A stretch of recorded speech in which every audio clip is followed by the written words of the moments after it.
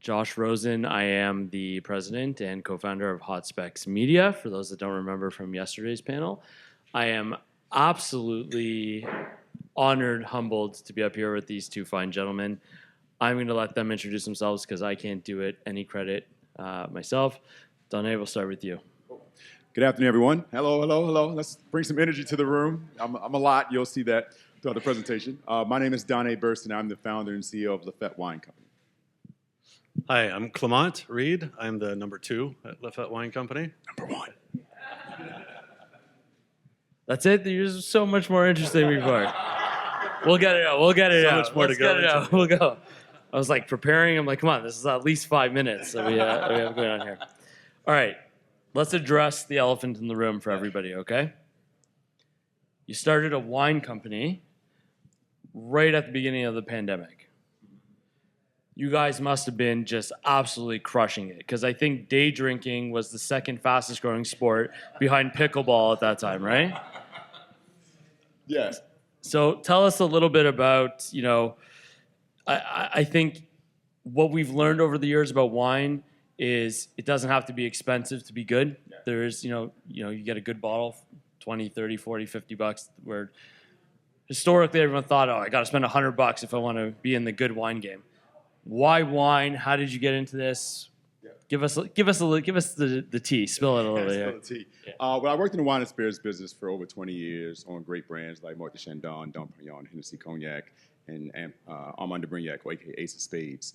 And I just see, there it is. That's how there it is. You want that? But during that time, I would spend a lot of time in France, and we would sneak down to the south of France. And I was introduced to rosé wine, and I just fell in love with it. So I didn't necessarily love wine; I loved rosé, right, and the feeling that it gave me.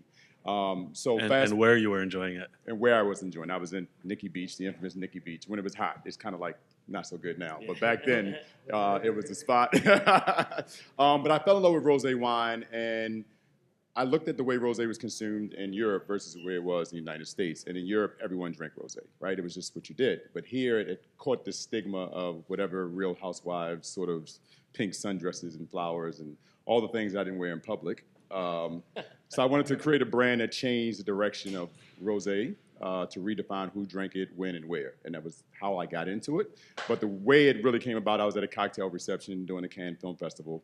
There was an older gentleman at the bar, French curmudgeon, didn't look like he was having much fun. So I decided to be the drunk American and just go over and talk to him.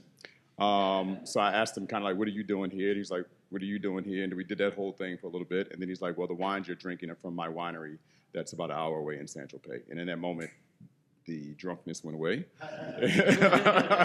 And the business mind kicked in. Yeah. And we started talking throughout the night. We just talked about rosé and wine and all that sort of thing. And I told him that I wanted to create a brand. And that's where it kind of all started. Awesome. Thank you. Thanks for sharing the background. So this one's to you, Clement. We want to build a brand. Who's doing it right in the alc bev space? Who do you think is doing it right when you were establishing your brand and what you want it to represent? Who are you looking for inspiration?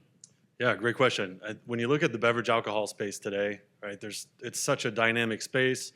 Drinkers today are drinking across categories. They're drinking really based on the occasion, based on who they're with, where they are, what mood they're in, what's the energy level, et cetera. If you backtrack, rewind 10, even just 10 years ago, right? People were drinking true to a category. You had your beer drinkers, your wine drinkers, and then within wine, you had your red wine drinkers, your white wine drinkers, and they never cross-pollinated, right? So if you're hosting a backyard barbecue 10 years ago, you needed to have the beer for the beer guys, the wine for the wine gals, and the red wine for the red wine snobs.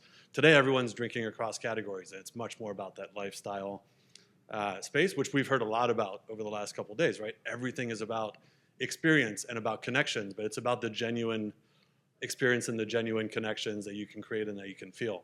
So we see and we benchmark ourselves more so against the spirits companies because they've created true brands, right? If I ask you to name a tequila, probably half of you are thinking Casamigos, the other half are thinking Terramana, and maybe one or two of you are thinking 818, right? But those are all brands that have created something in an incredible way, in an incredible space. When you think of name me a wine, you're going to say Cabernet or Bordeaux. That's not a brand. That's a varietal. That's a region, right? So completely different. So we're creating with Fête a brand that stands for something that has a real personality and that comes from a real place. And we talk about benchmarking just for a second. We look at like Clicquot and Aperol and Bruno Cucinelli and Restoration Hardware. So we look at it like that versus traditional just better out brands, because some of those brands are very good about touching emotion and invoking desire, which is what we want to do for Fête. Well, I think they're building off of, not to like get into a debate here, but I think a lot of those brands that you rhymed off are building off the celebrity that's behind them, right? So, everyone who doesn't love The Rock, everyone loves The Rock, right? So he comes out with a tequila, you're like, I'm going to support The Rock. Kendall comes out with the tequila. Say what you want about the Kardashians, big fan personally, but you want to support them. So I think it's a lot of that celebrity endorsement which is driving it, which is kind of leading me to my next question. The ready to drink, the RTD space has really exploded, right? It's gotten a ton of love, whether it's been celebrity endorsed or not. Mm-hmm. Wine's been around, millennia. Yeah, the Bible, references drinking wine all the time. Where's the love? Yeah, where? If you think about the traditional wine community, they were very elitist, snobbish, and gatekeepers, right? And you have to do everything their way. It has to be drank at this temp, and you have to use this glass. You have to smell it first, eat it with this food. There's too many goddamn rules. Excuse my language, I curse a lot too. But who likes rules? This generation that's coming up, they don't like rules, right? And I think wine's done a bad job of just saying, drink it how you want it, when you want it. It doesn't matter. We put all these things in place. So those brands like the RTDs, drink it however you want. Drink it poolside, put it in a bucket, go fishing, like all those sort of things. I think the wine industry's done a terrible job of making themselves accessible. You can still maintain status and be accessible, and they've just been bad about it. And it's a taught behavior. So it's like the psalm tells you to do this, and then we regurgitate it. And then we tell our friend, you have to do it like this, and it just becomes this wives' tale or fable of BS versus reality. If it's super hot out, whether you're here in Wynwood or in Cannes, throw some ice cubes in your glass, right? If you're No, you can't throw away. never, sacrilege. Put it in a cocktail. The Saint Tropez margarita with Fête and tequila. Speaking of tequila, is amazing, right? And it cuts down on the booziness of the cocktail. It brings just beautiful flavors that are completely unexpected. And when we show a bartender or a sommelier, or just a general wine or tequila drinker, mix the two, and you'll have that much more fun. It just opens so many eyes, and it gives permission, to your point, of just breaking and defying all those rules. The rules should only apply on how the wine is made, not how it's enjoyed. Were you serious about the ice cube thing, though? No. Okay, I'll take it. He's Canadian. I'm like, in France, they throw ice cubes in, right? So, okay. Just drink it. Yeah. I don't want to make a scene anyway. Yeah. Do you have a video clip you want to show? Yeah, we've been talking a lot about Saint-Tropez or Saint-Tropez or Saint-Tropez. Big debate. Raise your hand if it's Saint-Tropez. No one? So? Yeah. All right. But so we just want to give you a taste of what we believe that represents. It's my evil twin brother.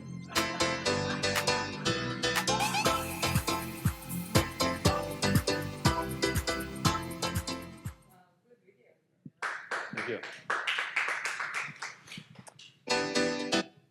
Yeah, it's so good. We'll see it. We'll watch it. See it again on loop, on repeat. All right. It sounds like a lot of fun. Yeah. Looks great. Tastes great. Most importantly, it tastes great. But it's not all fun, I imagine. You want to share anything with the group? All sucks. No. Yeah. Well, listen, again, as we talk about gatekeeper behavior, wine is no different. Even if you have a great brand, you still have to get past the buyers at whether it be restaurants, retails, whatever, and they've been conditioned to think a certain way. So, we catch a lot of flack about how we come to market. We don't talk about the wine credentials. Those are table stakes. We can all talk about ratings and awards. And we try to drive home the alternate message, which doesn't resonate with some of the true wine community. We also deal with a 3-tier system in which we don't control our distribution. In the United States, you have to go with one of these big suppliers. And once you give it to them, it's essentially their product, and they can do whatever the hell they want with it. And if they're being paid by a bigger supplier, you become low on the totem pole and they block you. So we deal with those sort of things. The good thing is myself and Clement know how to crack heads pretty well. So we'd spend 90% of our day bitching to get 10% attention, but it works. So those are the biggest challenges, I would say, is the buyers and changing their mindset that there are more brands beyond the one with wings. and then the distributors to give us time and focus, because you can see our trajectory that we're growing, but they just rather cater to the Kendall Jacksons and the big brands because it's just easier. It fills truckloads for them. Yeah. You want to make an omelet, you got to crack some eggs. I crack eggs. All day. You also have a unique outside factor that you also cannot control. You're a minority founder in. Oh yeah. Way to make it more awkward for me. Thank you. We talked about this, right? Like that was something. So as Donae and Clement mentioned, coming from Canada, our wine distribution is controlled by the LCBO or Mafia, and there's only one place that we're able to get it. So you go in, you want rosé, you look in the French section, and there's rosé. In fact, in the summer months, they just bring it right to the front of the store, and you don't even have to struggle to go find it. What I was shocked to know is that you actually had your wine put somewhere else. You want to share a little bit of that? Yeah, so post George Floyd and the racial justice movement in the United States, there were these Black-owned sections that were created. So in a lot of retailers, thinking they were being altruistic, they created these sections, and then our wine would only be available in the Black section. So you can imagine as a rosé brand that wants to compete on a large level, you go into the store, you had to go to the Black section of the store, where, okay, that's fine, but still keep us in this segment with the competitors so you can find us in both places. But it wasn't both places. It was one place. And then you go to another store and they'd have a Black Power Fist on the sign and says Black. I mean, it was wild, the stuff that we saw coming out of 2020 and 2021. And then we also dealt with, everyone wanted to support Black, but they wanted to do it in their way. So, they would make these case cards with my face on it in Alabama and Texas, and it sounded good, but but you can imagine in those places, those super red states, they would go in and see that and automatically discounted the brand because of that. So that has been super tough, especially being the person I am. I'm a little bit of a snob, so it just infuriates me because I believe that's not necessary. That's being Black owned is just one aspect of who we are as a brand. It's not the defining thing for us. Yeah, and it was never what you set out or what you set out to create and what we've set out to build today. We don't identify first and foremost as Black owned, minority founded. We're we talked earlier about, archetypes and, more of a psychographic mindset, cultural community, tribe that we're with. We've been part of the same tribe. We've been friends, collaborators for 20 years.